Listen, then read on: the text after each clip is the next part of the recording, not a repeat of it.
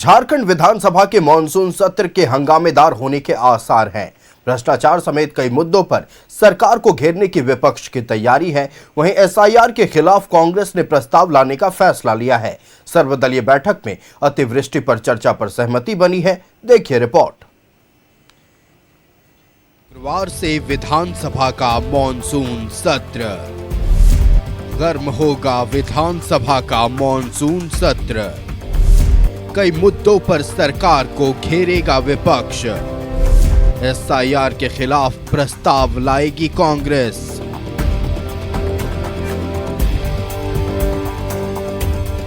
झारखंड विधानसभा के मॉनसून सत्र के गर्म होने की संभावना है। भ्रष्टाचार समेत कई मुद्दों पर विपक्ष की सरकार को घेरने की रणनीति है। जब छत्तीसगढ़ में देखे सीबीआई को केस हैंडओवर कर दिया गया तो उनको लगा कि कहीं सीबीआई यहाँ तक न पहुँच जाए, तो फिर केस पूरे के पूरे केस को एससीबी को ट्रांसफ़र कर दिया। और फिर उनके कभी एकदम करीबी साथी रहे। लोग बोलते हैं दांत कट्टी रोटी उनका संबंध था, और आज वो जेल में है। 1 अगस्त से 7 अगस्त तक विधानसभा का मॉनसून सत्र। 1 अगस्त को सदन के पटल पर रखे जाएंगे विधेयक शोक प्रकाश। 4 अगस्त को वित्तीय वर्ष 2025-26 का पहला अनुपूरक बजट होगा पेश। 5 अगस्त को प्रश्नकाल और अनुपूरक बजट पर चर्चा। 6 अगस्त को प्रश्नकाल और विधेयकों की प्रस्तुति और चर्चा। 7 अगस्त को राजकीय विधेयक और गैर सरकारी संकल्प पर चर्चा। इधर कांग्रेस विधायक दल की बैठक में एसआईआर के खिलाफ प्रस्ताव लाने का फैसला लिया गया। कांग्रेस ने कहा है कि झारखंड में विशेष मतदाता पुनरीक्षण का विरोध किया जाएगा। कि एसआईआर नहीं हो, यह इस पर रोक लगनी चाहिए, और उस पर हम सबों ने चर्चा की है। गठबंधन की बैठक में भी इस पर चर्चा करेंगे। हम सब प्रयास करेंगे कि प्रस्ताव विधानसभा में इसके विरोध में आए, जिससे कि झारखंड से एक विरोध दर्ज हो सके। मॉनसून सत्र को लेकर सर्वदलीय बैठक में 6 अगस्त को दूसरी पाली में अतिवृष्टि पर चर्चा पर सहमति बनी। बैठक के बाद मुख्यमंत्री ने उम्मीद जताई कि सत्र सार्थक रहेगा। उन्होंने विपक्ष से भी सहयोग मिलने की उम्मीद जताई। काफी बारिश हुई है। राज्य के सभी माननीय सदस्यों ने इस अतिवृष्टि को बहुत करीब से देखा है और आशा करते हैं कि बहुत सार्थक चर्चाओं के साथ अपनी बातों को रखेंगे। झारखंड विधानसभा का मॉनसून सत्र में किसानों के हित पर चर्चा होने की उम्मीद है, लेकिन भ्रष्टाचार को लेकर विपक्ष के तेवर तल्ख हैं। वहीं कांग्रेस ने एसआईआर का विरोध करने का फैसला लिया है। ऐसे में ये तय है कि झारखंड विधानसभा का मॉनसून सत्र गर्म रहेगा। न्यूज़ 11 भारत के लिए रांची से शाहनवाज और विपिन की रिपोर्ट। इस बीच एक बड़ी खबर आपको बता दें, 1 अगस्त से झारखंड विधानसभा का मॉनसून सत्र शुरू हो रहा है। मॉनसून सत्र को लेकर सत्ता पक्ष के विधायकों ने बैठक की है। एटीआई सभागार में यह बैठक हुई। मॉनसून सत्र को लेकर रणनीति तैयार की गई है। विशेष वोटर पुनरीक्षण के खिलाफ हाउस में विरोध प्रस्ताव सरकार लाएगी। वित्त मंत्री राधाकृष्ण किशोर की ओर से यह बयान सामने आया है। 1 अगस्त से शुरू होने वाले मॉनसून सत्र को लेकर सत्ता पक्ष के विधायकों ने एटीआई सभागार में बैठक की है। बैठक में मॉनसून सत्र को लेकर रणनीति तैयार की गई और साथ ही संसदीय कार्य मंत्री राधाकृष्ण किशोर ने यह बयान दिया है कि एसआईआर के खिलाफ विरोध प्रस्ताव सरकार लाएगी। बड़ी खबर इस वक्त की आपको बता रहे, 1 अगस्त से झारखंड विधानसभा का मॉनसून सत्र शुरू हो रहा है, जिसको लेकर सत्ता पक्ष के विधायकों ने सत्ता पक्ष विधायक दल की बैठक एटीआई सभागार में हुई। बैठक में विशेष वोटर पुनरीक्षण के खिलाफ हाउस में विरोध प्रस्ताव सरकार लाएगी। यह संसदीय कार्य मंत्री का बयान सामने आया। तो 1 अगस्त से शुरू होने वाले मॉनसून सत्र को लेकर पूरी तरह से तैयारियां सत्ता पक्ष हो या विपक्ष दोनों ने कर ली है।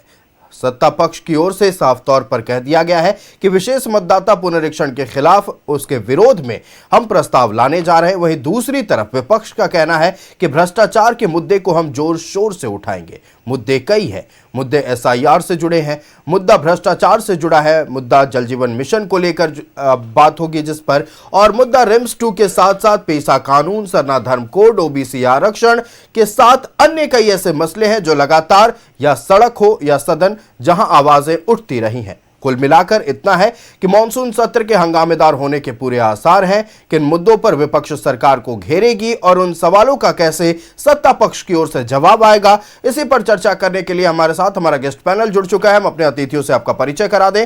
भारतीय जनता पार्टी से दीनदयाल बंडवाल जी हमारे साथ जुड़ चुके हैं। दीनदयाल जी, बहुत स्वागत है न्यूज़ 11 भारत में।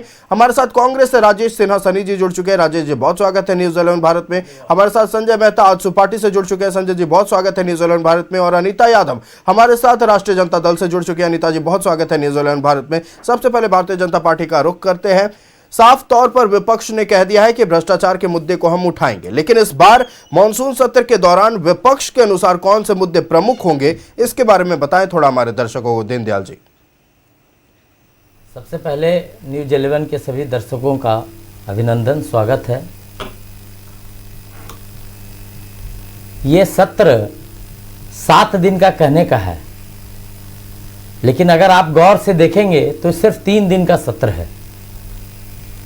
पहला दिन जब शुरू होती है तो कई औपचारिकताएं से समाप्त हो जाती है। 2 दिन फिर शनिवार और रविवार है, और अंतिम दिन भी कई औपचारिकताएं बच जाती है जो पूरी होकर समाप्त होती है। तो कुल मिला के 3 दिन का सत्र है, और आधा अधूरा कहे तो 3.5 दिन का माना जा सकता है। अब आप बताइए, राज्य की इतनी समस्याएं, जहां युवा रोजगार से त्रस्त है, उन्हें रोजगार नहीं मिल रहा है, महिलाएं सुरक्षित नहीं है, हर प्रतिदिन कहीं ना कहीं एक घटनाएं घट जा रही है।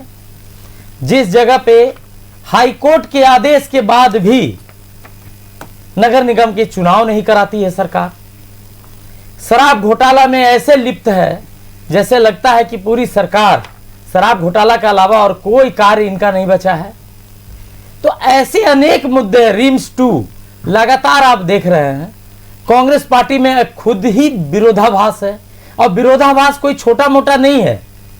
एक तरफ स्वास्थ्य मंत्री कहते हैं कि मैं ये रिम्स 2 वहीं बनेगा।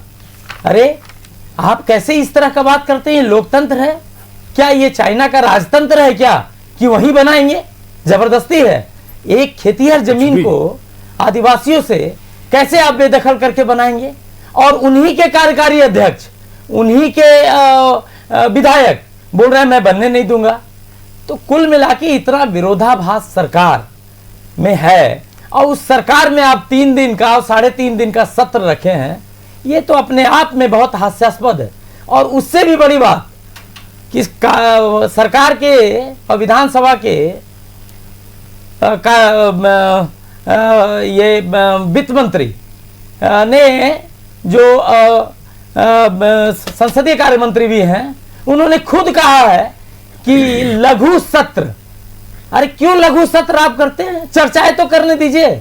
अगर माननीय विधायक जी चर्चा करना चाहते हैं समाज में, परिवार में, गांव में, अगर जो विषमताएं हैं, जो परेशानियां हैं, उस पर चर्चा भी करने के लिए अगर आप भरपूर समय नहीं देंगे तो ये इतना बड़ा जो देश है, राज्य है, उस राज्य का समस्या कैसे हल होगी?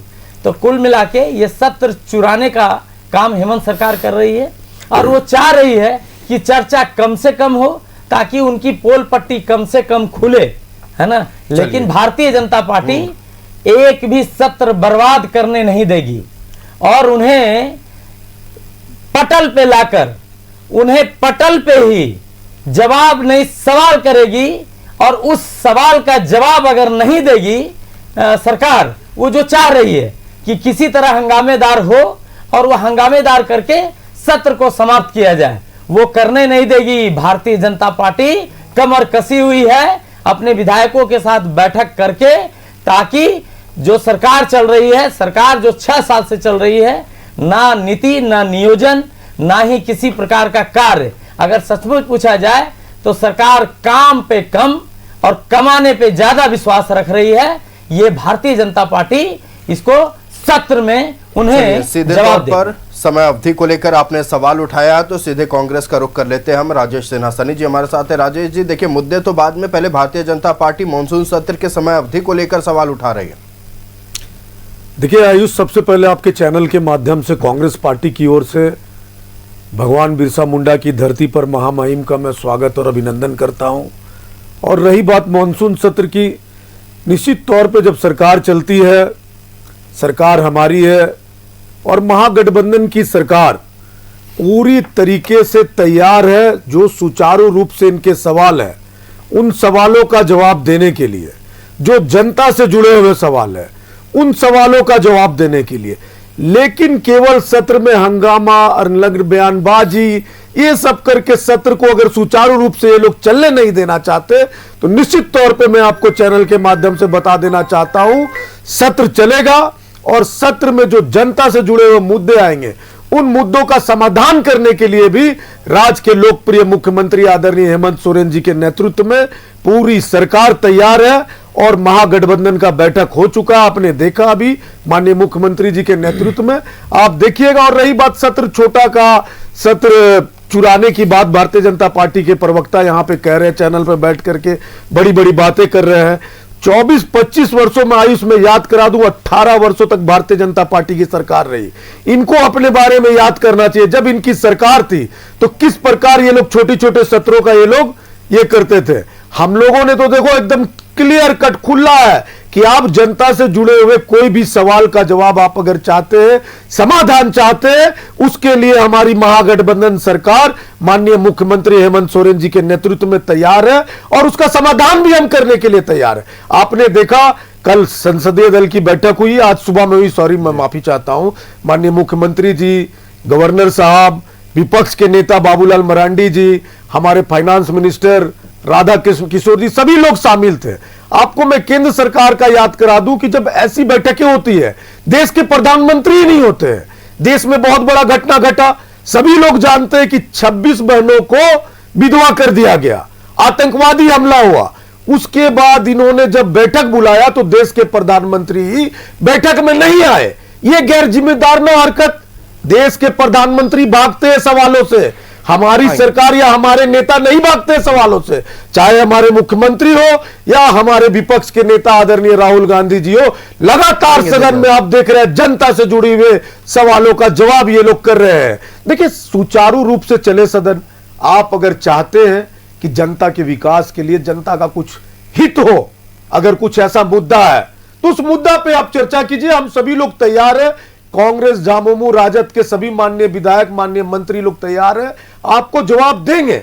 और जो भी विधानसभा के माननीय सदस्यगण है, वो सदस्यगण को कम से कम ये तैयारी कर करके सत्र में जाने की आवश्यकता है। जो विपक्ष के नेता लोग हैं उनको अनलग बयानबाजी नहीं करनी चाहिए, उनको सदन को सुचारू रूप से चलने देना चाहिए। हम लोग तैयार है, आइए देखिए आप कल से सदन सत्ता पक्ष भी तैयार है तमाम सवालों के जवाब देने के लिए। आएंगे दीनदयाल जी आपके पास, हम संजय मेहता जी का रुख कर लेते हैं। संजय जी, सीधे तौर पर अगर बात कर लिया जाए, सत्र छोटा होने वाला है, आपके विधायक की संख्या भी कम है, हालांकि गठबंधन को देख लिया जाए तो संख्या है विपक्ष में बैठने के लायक, लेकिन आजसू पार्टी लगातार छात्र हित के मुद्दों को उठाती रही है, ग्रामीण व्यवस्था के मुद्दों को उठाती रही है। कौन सा मुद्दा आजसू पार्टी के लिए इस बार प्रमुख होने वाला है? आयुष जी, सबसे पहले तो न्यूज़ 11 के दर्शकों का बहुत स्वागत है, अभिनंदन है, जोहार है। मैं साफ तौर पर ये कहना चाहता हूँ कि झारखंड विधानसभा उम्मीदों का प्रतिनिधित्व करता है आम झारखंडी जनमानस का, और आम जनमानस का जन आकांक्षाएँ वहाँ पर से जुड़ी हुई हैं। मैं ये पूछना चाहता हूँ सरकार के लोगों से कि अगर सदन के अंदर जब मसलों की बात होती है, विधेयकों की बात होती है, कानूनी मसलों पर विमर्श की बात होती है, तो विमर्श ना करके हो हंगामे से ये लोग सत्र का समय खराब करते हैं। मैं ये कहना चाहता हूं कि अगर झारखंड विधानसभा के अंदर जन मुद्दों पर और जन आकांक्षाओं पर, जन समस्याओं पर और नीतियों पर अगर बहस नहीं होगी तो इस राज्य का बहुत बड़ा मसला जो है गर्त में चला जाएगा। मैं आपको कुछ मुद्दे गिनाना चाहता हूं और अपने साथियों से यह अनुरोध भी करना चाहता हूं कि मुझे बोलने का पूरा समय देंगे। आपने देखा होगा कि नगर निकाय का जब चुनाव नहीं कराया तो अवमानना की याचिका दाखिल की गई और सुप्रीम कोर्ट में तो हाई कोर्ट ने यह कहा कि अगर आप नहीं कराते हैं चुनाव को तो 25 अगस्त को आपको हाई कोर्ट में सशरीर उपस्थित होना होगा। और वहां पर उन्होंने कहा कि सीधे जो यहां के चीफ सेक्रेटरी हैं उनको आना पड़ेगा। यह एक पहला मसला है। दूसरा, अभी जब सहायक आचार्य की नियुक्ति का मसला था, जो 26,000 शिक्षकों की नियुक्ति का मसला था, उसमें सुप्रीम कोर्ट जाना पड़ा और सुप्रीम कोर्ट ने कहा कि 14 अगस्त तक इस नियुक्ति को आप पूरा करिए। मैं इन लोगों से पूछना चाहता हूं, चाहे वो उच्च शिक्षा की बात हो तो 65% असिस्टेंट प्रोफेसर का पद खाली, अगर प्राथमिक शिक्षा का बात हो तो शिक्षकों की पद खाली, अगर नियुक्ति की बात हो नियुक्ति समय से नहीं करेंगे, अगर चुनाव कराना है तो चुनाव समय से नहीं कराएंगे, नगर निकाय चुनाव में ट्रिपल टेस्ट नहीं कराएंगे। मैं इन लोगों से पूछना चाहता हूं कि कोई भी काम सरकार अपने विवेक और निर्णयों से क्यों नहीं करती है? कोई भी काम सरकार अपने एक तरीके से सोच के आधार पर क्यों नहीं करती? हर काम को कराने के लिए हाईकोर्ट और सुप्रीम कोर्ट का रुख क्यों करना पड़ता है? झारखंड में 4,88,000 सृजित पद हैं। इन लोगों ने कहा था हम कैलेंडर जारी कर रहे हैं, नियुक्तियां देंगे। ये नियुक्ति भी समय से नहीं दे पाए। 2,88,000 पद खाली हैं। झारखंड के 8,000 स्कूल एकल शिक्षक पर चल रहे, एक शिक्षक 8,000 स्कूलों को चला रहा है। अभी जब डॉक्यूमेंट वेरिफिकेशन होने लगा सहायक आचार्य का, उसमें भी देरी होने लगी। आप जेटेट नहीं कराते हैं। जेटेट 2016 में हुआ, उसके बाद से अब तक जेटेट नहीं हुआ है। मैं ये पूछना चाहता हूं कि रोजगार के मसले पर सरकार फेल हो गई, यहां पर चुनाव कराने में सरकार फेल हो गई, नगर निकाय कराने में सरकार फेल हो गई, ट्रिपल टेस्ट कराने में कई खामियां हैं। आप यहां पर नियुक्तियों को समय से नहीं पूरा कर पाते हैं, नियुक्ति का कैलेंडर पूरा समय से नहीं करते हैं, पेशा कानून नहीं लागू करते हैं, आउटसोर्सिंग में आरक्षण देने की बात करते हैं लेकिन लागू नहीं होता है। आप निजी क्षेत्र में आरक्षण देने की बात करते हैं लेकिन नहीं होता है। 2022 में आपने पंचायती राज व्यवस्था में ओबीसी का हक मारा और फिर आप नगर निकाय में हक मारना चाहते हैं। मैं ये पूछना चाहता हूं इन लोगों से कि आखिर झारखंड के अंदर अभी भी कंप्यूटर शिक्षकों की जो बहाली का मसला था, इसको ये पूरा नहीं कर सके। आज जेटेट के अभ्यर्थी ट्यूटर कैंपेन चला रहे हैं। मैं ये पूछना चाहता हूं कि ये कहते हैं शिक्षा व्यवस्था को दुरुस्त करेंगे, तो जब झारखंड शिक्षक पात्रता परीक्षा होगी ही नहीं तो शिक्षकों की नियुक्ति आप करेंगे कैसे? तो जेटेट कराने में आपको दिक्कत क्या है? जेटेट कराने में इतनी देरी क्यों कर रहे हैं? 5.5-6 साल से तो आपकी सरकार है। तो ये लोग सभी मोर्चे पर जब फेल हो गए हैं तो अब यहां पर सिर्फ हो हल्ला करके सदन का समय बर्बाद करते हैं। और हम लोगों की जो पार्टी है, आसू पार्टी, हमारे भले एकमात्र विधायक हैं लेकिन सदन के बाहर और सदन के अंदर जनता के मुद्दों को रखेंगे और जनता के मुद्दों को रखते हुए उनके उम्मीदों का, उनके पीड़ा का, उनकी वेदना का हम प्रतिनिधित्व करेंगे। आज की तारीख में असिस्टेंट प्रोफेसर के जो पद हैं झारखंड में 65% खाली हैं। मैं ये पूछना चाहता हूं, प्राथमिक शिक्षा में आप टीचर नियुक्त नहीं करते हैं, माध्यमिक शिक्षा में आप टीचर नियुक्त नहीं करते हैं, उच्च शिक्षा में आप पद खाली रखते हैं, लॉ एंड ऑर्डर की हालत खराब है, मर्डर लगातार हो रहा है, यहां पर प्रशासनिक व्यवस्था गिर गई है, शराब का घोटाला होता है, यहां पर डीसी और एसपी बेलगाम हो गए हैं, कहीं पर चाल धस जा रहा है, जमीन का एक म्यूटेशन कराने जा रहे हैं तो सीओ 20,000 रुपए की मांग कर रहा है, बीडीओ की हालत खराब है, प्रखंड कार्यालय की हालत खराब है। तो मैं ये पूछना चाहता हूं कि ये सरकार कई सारे मुद्दे हैं और आपने जिन मुद्दों का जिक्र किया, तो इन्हीं मुद्दों पर बहस होगी सदन के अंदर, इन्हीं मुद्दों पर सदन के अंदर इन मुद्दों पर सरकार को घेरा जाए। सकारात्मक परिणाम भी निकलकर सामने स्थानीय नीति भी नहीं बनी, नियोजन नीति भी नहीं बनी, संजय जी पुनर्वास की नीति भी नहीं बनी, पुनर्वास आयोग नहीं बना। ये सिर्फ ठगते हैं जनता को, फिर से समय दिया जाएगा, आएंगे आपके पास। आप तमाम बातों को रखिएगा। निश्चित तौर पर अगर सत्र सुचारू रूप से चलता है और सकारात्मक परिणाम आते हैं सामने तो राज्य की जनता खुश होती है, क्योंकि ये पैसे जो करोड़ों रुपए खर्च होते हैं किसी भी सत्र को सुचारू रूप से चलाने के लिए, वो टैक्स पेयर्स के पैसे हैं। बदले में बस इतना चाहिए होता है टैक्स पेयर्स को कि हमारे हित में कुछ हो। राज्य की जनता ये चाहती है कि हमारे हित में कुछ सामने आए। हम लोग करते हैं राष्ट्रीय जनता दल का, हमारे साथ अनीता यादव जी जुड़े हुए। अनीता जी, सीधे तौर पर अगर बात कर लिया जाए, सबसे पहला मुद्दा जिसका जिक्र लगातार हो रहा है वह है नगर निकाय चुनाव का, दूसरा पेशा कानून का, तीसरा बेरोजगारी का और चौथा जो अभी कुछ दिनों से मुद्दा हावी है वो मुद्दा है विश्वविद्यालय विधेयक का। क्या आप लोग तैयार हैं इन तमाम सवालों के जवाब देने के लिए? जी बिल्कुल, हम लोग हर एक सवाल का जवाब देने के लिए तैयार हैं। बहुत सारी बातें यहाँ हुई, जैसे अक्सर हमारे गठबंधन में, हमारे पार्टी के अंदर का विरोधाभास इनको दिखता है।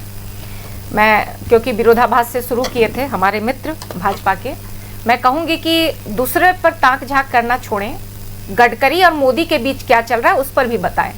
मैं बहुत प्रशंसा करती हूं कि पूरे भाजपा में एक ही ऐसा व्यक्ति है जो गलत चीजों को ध्यान में रखता है, उस पर सवाल भी उठाता है। उनका कद्र होना चाहिए, तो उधर भी ध्यान देना चाहिए। क्या मैं इसका ऐसे लूं कि भाजपा में टूट होने वाला है? खैर, और जो अभी बता रहे हैं हंगामा और अनुशासन की बात कर रहे हैं कि हंगामा करते हैं, ये आप देखे होंगे लोकसभा में कि दुर्भाग्य है कि लोकसभा में जो ये लोग बात करते हैं अनुशासन पे, उस पर बोल रहे हैं। मैं आपके सवाल का जवाब बाद में दूंगी। लोकसभा में मोदी मोदी के नारे लगे। ये दुर्भाग्यपूर्ण है कि हमारे तब लोकसभा अध्यक्ष ने कुछ नहीं कहा, लेकिन उसी सदन में जब सैनिकों के भारतीय और अमर रहे का नारा लगा तो बहुत व्यथित हो गए, सारे भाजपा के लोग बहुत व्यथित हो गए, सेना लोकसभा अध्यक्ष से लेकर सभी को। तो ये इनका चाल और चरित्र दर्शाता है। रह गई ये बात कर रहे थे खाली पदों की, जरूर खाली पद भी भरा जाएगा, आप निश्चिंत रहे। जैसे इन लोगों को लगता था कि मैया योजना नहीं होगा, ये नहीं होगा, वो नहीं होगा, सब हुआ, खाली पद भी भरा जाएगा। आप खुशी मनाइए कि यूपी की तरह यहां स्कूलें बंद नहीं की जा रही है। रघुवर सरकार की तरह 5000 स्कूल बंद नहीं किए जा रहे हैं, समय रहते वो भी कर दिया जाएगा। और बात आरक्षण की है तो मैं अपने भाई से निवेदन करूंगी कि पता करें कि जब 27% पिछड़ों का आरक्षण था वो किसके शासनकाल में कम किया गया, जिसका मैं जवाब देना चाहूंगा। नहीं, अभी रुक जाइए, मैं आपकी बात को सुन रही थी बहुत अच्छे से, आप सुन लीजिए। आप तब थे उस सरकार में सम्मिलित, लेकिन तब आप विरोध नहीं कर पाए कि आरक्षण कम नहीं होना चाहिए था, और 27% का आरक्षण की बात हम लोग भेजा गया यहाँ से। अगर केंद्र सरकार वहां से कर दे तो होगा, फिर ये कहेंगे कि केंद्र सरकार के पास जाने की क्या जरूरत है। तो मैं बिहार का आपको याद करा दूंगी कि 70% आरक्षण को फिर से खत्म कर दिया गया। ये लोग कोर्ट जाने का काम किए, जैसे यहाँ मैया योजना के खिलाफ ये लोग कोर्ट जाने का काम किए कि महिलाओं को सम्मान ना प्राप्त हो, ये लोग कोर्ट जाने का काम किए। और बात कर रहे हैं परीक्षा की और कोर्ट जाने की, तो पहली बार नहीं है, कई बार कुछ विवाद होता है तो कोर्ट में जाकर फैसला होता है। तो ये ऐसा नहीं है कि हमारे ही सरकार में इस तरह का काम हुआ है। इनके यहाँ तो आप कोई भी सरकार ले लीजिए, यूपी ले लीजिए, यहाँ झारखंड ले लीजिए, बिहार ले लीजिए, केवल सारे पेपर लीक होते हैं कहाँ। और जहां तक बेरोजगारी का सवाल है तो ये केंद्र में दिखाने कितना रोजगार मिला है, इनके समय में कितना रोजगार मिला था। हम कोशिश कर रहे हैं और हम उसमें सफल होंगे। ये हमारा जो सरकार है, अभी सरकार बने कितना दिन हुआ जो आप प्रश्नों का बौछार लगा दे रहे हैं। इस हमारे अवधि में आप देखेंगे रोजगार की भी समस्या जो है, बेरोजगारी की समस्या दूर होगी। आरक्षण जो नहीं प्राप्त हुआ है, जातीय जनगणना की बात हो रही है, वो सब काम हम लोग एक एक करके पूरा करेंगे। आपके पास जो सवाल हैं वो रखे रहिए, लास्ट में आपके पास कोई सवाल नहीं बचेगा, इस बात का हम यहाँ से ये वादा करके जाते हैं। आयुष जी, बस इस पर मैं जवाब देना चाहता हूं। जी आएंगे, आपके पास भी हम आएंगे, आपकी बातों को भी सुना जाएगा, और आप जिन बिंदुओं पर, जिन सवालों पर अपने जवाब रखना चाहते हैं उसको भी हम सुनेंगे, हमारे दर्शक भी सुनेंगे। लेकिन फिलहाल मामला पूरी तरह से मॉनसून सत्र को लेकर गर्म है और कई मुद्दे ऐसे होने वाले हैं जिसको लेकर मॉनसून सत्र के दौरान विधानसभा का माहौल भी गर्म होने वाला है। सत्ता पक्ष विपक्ष एक दूसरे के आमने सामने होंगे, कई सवालों के जवाब मिलेंगे, कई सवालों के जवाब शायद ना भी मिले, लेकिन मॉनसून सत्र पूरी तरह से हंगामेदार होने के आसार हैं। हमारे 1 अगस्त से झारखंड विधानसभा के मॉनसून सत्र की शुरुआत हो रही है। कई विधेयक इस सत्र के दौरान पेश किए जाएंगे और साफ तौर पर विपक्ष का कहना है कि कई ऐसे मुद्दे हैं जिसको लेकर सरकार की ओर से कोई एक्शन नजर नहीं आ रहा है, उसको लेकर भी हम सवाल उठाएंगे। भ्रष्टाचार का मुद्दा हो, नगर निकाय चुनाव का मुद्दा हो, पेशा कानून का मुद्दा हो, या फिर सत्ता पक्ष लगातार जो SIR का विरोध कर रहे हैं उसका मुद्दा हो, इन तमाम विषयों पर सबकी नजर विधानसभा में टिकी होगी। हम अपने अतिथियों का रुख कर लेते हैं, भारतीय जनता पार्टी का रुख करते हैं। दीनदयाल वर्णवाल जो हमारे साथ जुड़े हुए हैं। दीनदयाल जी, आप कुछ कहना चाह रहे थे? नहीं, कुछ नहीं कहना है, बहुत कुछ कहना है। अभी RJD की प्रवक्ता ने कहा अभी समय ही कितना हुआ है। 6 साल पहले हेमंत सरकार आई थी यही रोजगार के मुद्दे पे, एक भी रोजगार नहीं दी है। 6 साल हो गया है, 6 साल में इनकी प्रक्रिया शुरू तक नहीं हुई। अभी JPSC का रिजल्ट निकला 3 दिन पहले, कुछ भी भाई राजेश झूठ बोलना, चैनल में भी बैठ के झूठ बोलते रहिए, झूठ बोलते रहिए, चैनल में सुन लीजिए, केवल झूठ। दिक्कत यही है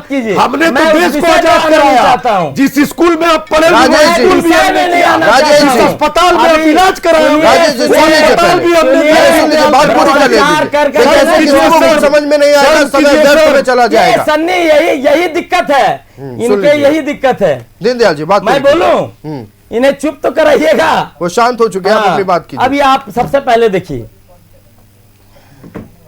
झारखंड हाई कोर्ट ने क्या कहा, शब्दों का इस्तेमाल देखिए। आएंगे अनीता जी। हाँ, देखिए पहले, सरकार रूल ऑफ लॉ का गला घोट रही है। सरकार रूल ऑफ लॉ का गला घोट रही है।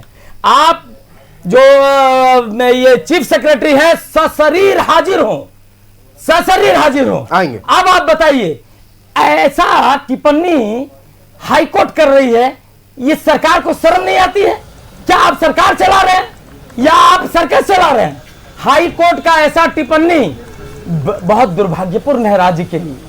करीब 5,000 करोड़ से ज्यादा, मैं एक गिनती का बात कर रहा हूं, ये नगर निगम चुनाव, नगर निकाय चुनाव नहीं होने से राज्य को नुकसान हुआ है। इसकी भरपाई कौन करेगा?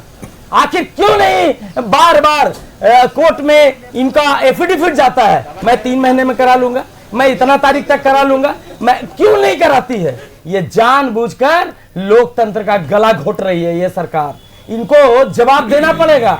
और ये जो सोच रहे हैं कि हो हंगामा करके सत्र को बर्बाद कर देंगे, हो सकता है, पक्ष है, सरकार के लोग हैं, 56 लोग 55 लोग की बात कर रहे हैं, हो सकता है करेंगे, लेकिन जनता सब देख रही है और जनता त्रिनेत्र से देख रही है। समय आएगा और 56 से 6 होने में ज्यादा समय नहीं लगेगा अगर इसी तरह की बात कांग्रेस और सरकार के पक्ष में करेगी। दूसरी बात मैं बताना चाह रहा हूं, तालिबानी हत्या होती है, तालिबानी तरह का गुमला में हत्या होती है। इनके सरकार ने क्या किया? तलवार लेके और ये लेके रोड पे घूम के हत्या हो रही है।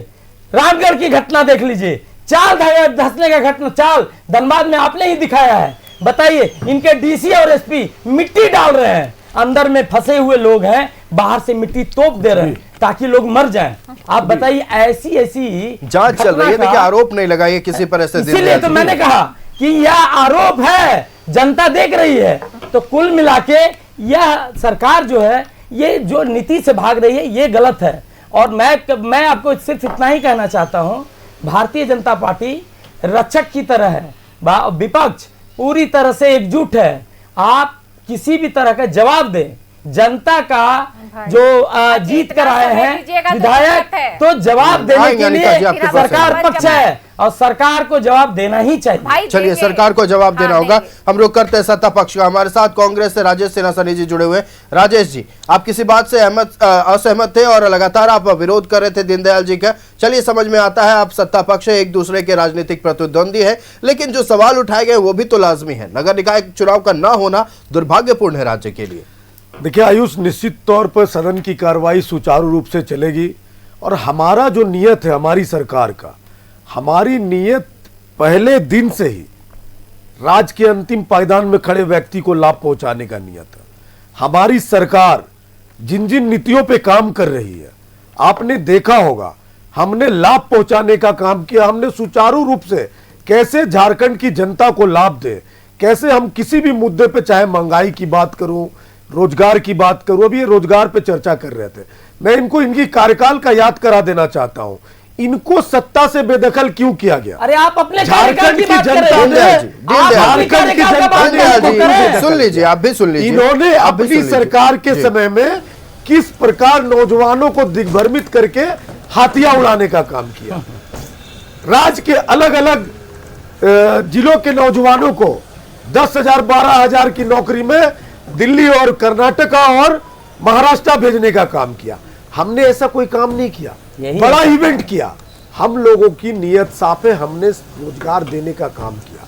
हाँ, जो पद खाली है वो पद भी हम भरने का काम करेंगे। 30 लाख केंद्र सरकार में नौकरियां खाली है, 30 लाख आयु, 2 करोड़ रोजगार देने का वादा करके ये लोग आए। राज्य में भी कहा गया 2 करोड़ रोजगार, कहा गया 2 करोड़ रोजगार, क्यों मिर्ची लग रही है, क्यों मिर्ची लग रही है?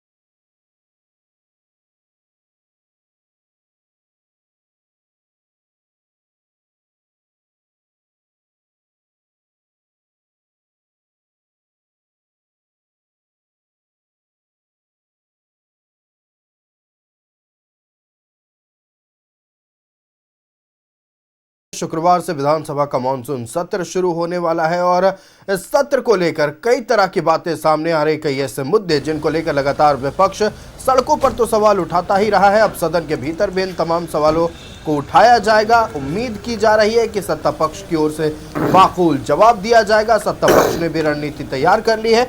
हम अपने अतिथियों का रुख कर लेते हैं। अनीता यादव राष्ट्रीय जनता दल से हमारे साथ जुड़ी हुई हैं।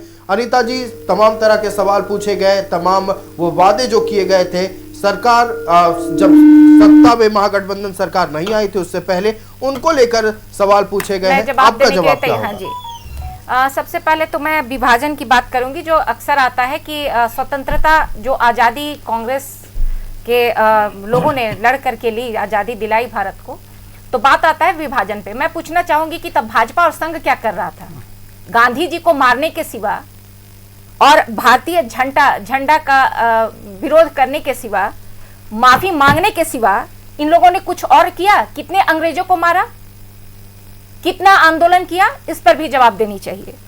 और जब भी बात होती है कि अपराध बढ़ गया है, मैं कहूंगी कि मैं चाहती हूं कि यहाँ 0 हो अपराध, और हम लोग कभी भी बलात्कार का और अपराध का समर्थन नहीं करेंगे, ना उसको फूल माला पहनाएंगे, ना उसके लिए तिरंगा का झंडा निकालेंगे।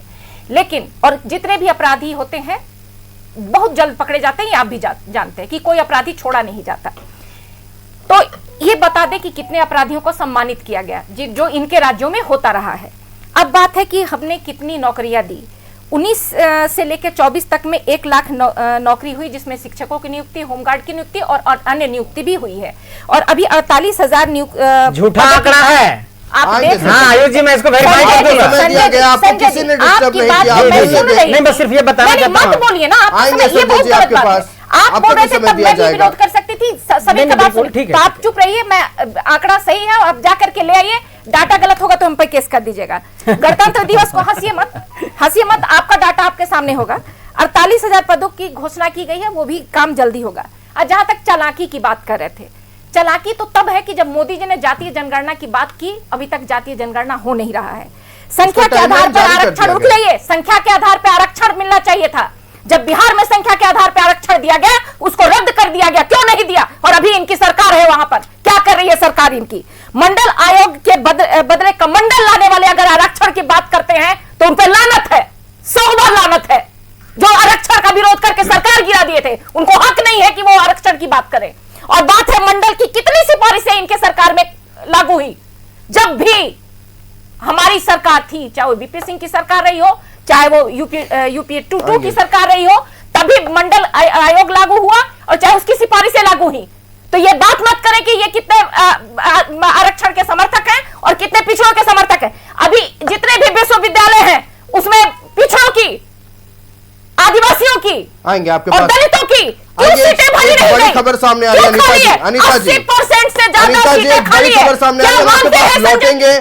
मॉनसून सत्र को लेकर सत्ता पक्ष के विधायकों की बैठक हुई है। रांची के एटीआई में आयोजित इस बैठक में मुख्यमंत्री समेत जेएमएम, कांग्रेस और आरजेडी के विधायक शामिल हुए। बैठक में विशेष मतदाता पुनरीक्षण के खिलाफ सदन में प्रस्ताव लाने का फैसला लिया गया है। आइए सुनते हैं सत्ता पक्ष के विधायकों ने क्या कुछ कहा है।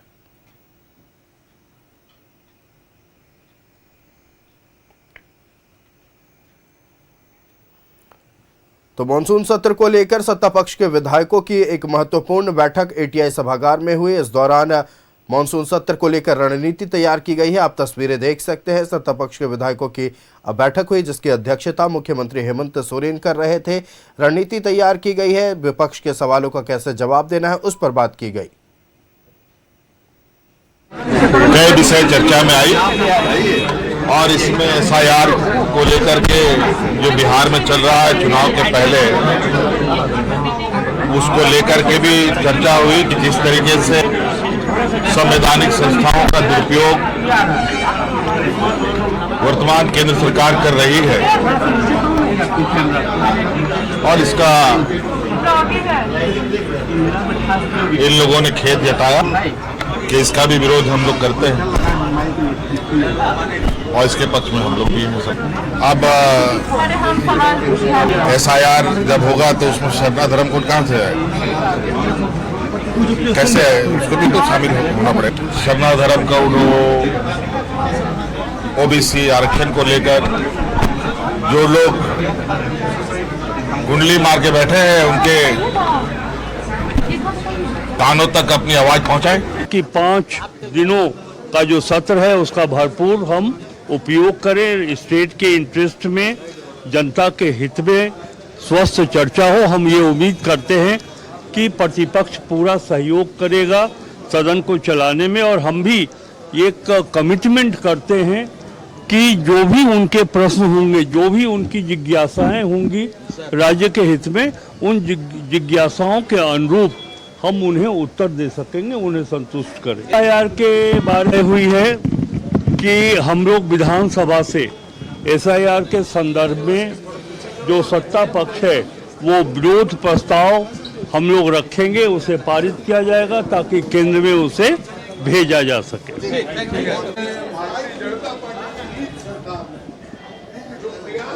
संविधान प्रदत्त अधिकारों को छीनने का जो प्रयास किया है, हमारे वोट के अधिकार को छीनने का, इलेक्शन कमीशन पर दबाव बना के SIR पूरे देश में कराने। तो चलिए, ATI सभागार में सत्ता पक्ष के विधायकों की बैठक हुई जिसमें यह तय किया गया है कि आने वाले मानसून सत्र में अब SIR के खिलाफ विरोध प्रस्ताव लाया जाएगा। हम अपने अतिथियों का रुख कर लेते हैं, राष्ट्रीय जनता दल का ही रुख कर रहे हैं। अनिता जी आपके पास ही आ रहे हैं। अनिता जी, आपकी बात पूरी नहीं हुई थी। चाहती हूं कि संख्या के आधार पर आरक्षण की बात होनी चाहिए थी, जो कि केंद्र सरकार नहीं करा सकी, और मंडल के बदले जो कमंडल की बात किए थे, जो जिन्होंने सरकार गिरा दी थी BP सिंह की, उन्हें कोई अधिकार नहीं है पिछड़ों की राजनीति करने की, और मंडल की कितनी सिफारिशें इनके सरकार में लागू हुई है वो भी बताने का कष्ट करें, क्योंकि जितनी भी सिफारिशें चाहे मंडल आयोग लागू हुआ या तो BP सिंह के सरकार में हुआ जिसको इन्होंने गिरा दिया, या UPA 2 के सरकार में हुआ जो मंडल की है, ये जो भी झारखंड की बात करते हैं, मैं इनसे पूछना चाहती हूं कि क्या इस बार विधानसभा में झारखंड के बकाए पैसे पर भी ये लोग अपना विरोध, केंद्र सरकार के प्रति विरोध जारी दिखाएंगे, क्योंकि वो झारखंड और झारखंडियों का हक है, क्या वो भी आवाज ये लगाएंगे? मैं इसे पूछना चाहती हूँ। और बात करते हैं जब ये लोग कि सदन में हंगामा हम करते हैं, बिदुड़ी का गाली याद होगा, वैसा कोई गली और कुच्चे में रोड पे खड़ा कोई आम आदमी भी नहीं देता होगा। और इस बार भी सत्र में माफी किसको मांगना पड़ा? JP नड्डा को और संबित पात्रा को। तो हंगामा कौन करता है ये साबित है। ये लोग बात ना करें कि हम लोग हंगामा करते हैं, ना आपके जैसा जलील भाषा का प्रयोग करते हैं, ना आपके तरह उदंड है। चलिए, हम लोग अच्छे से बात करेंगे। आप लोग हम चाहते हैं कि इस विषय पर लेकिन हम भी वक्त की पाबंदी। आइए, सिर्फ एक फाइनल कमेंट देना चाहूंगा आपको। बिल्कुल संजय जी, सदन में जब सवाल की बात आती है तो आपको मालूम होगा कि शून्य काल में जो विधायकों को है वो सवाल उठाने का मौका मिलता है। पिछले बजट सत्र में 360 सवाल लंबित हैं, अभी तक 391 सवाल पूरे आए थे सदन के अंदर, और 391 सवाल में 360 सवालों का जवाब नहीं दिया गया। ये उम्मीद किया जा रहा है तो विधानसभा का मानसून सत्र काफी रोचक होने वाला है, हंगामेदार होने के आसार हैं, और सबसे बड़ी बात है कि जनता से जुड़े मुद्दे उठाए जाएंगे, उनके जवाब क्या आते हैं, सबकी नजरें इसी पर टिकी हुई हैं। हम अपने तमाम अतिथियों का धन्यवाद करते हैं, आपने अपना महत्वपूर्ण समय दिया और मानसून सत्र को लेकर तमाम विषयों पर आपने चर्चा की। तो खबरें चलती रहेंगी, जनता से जुड़े मुद्दे लेकर आपके बीच फिर आएंगे। मुझे दीजिए इजाजत, देखते रहिए न्यूज़ 11 भारत। नमस्कार।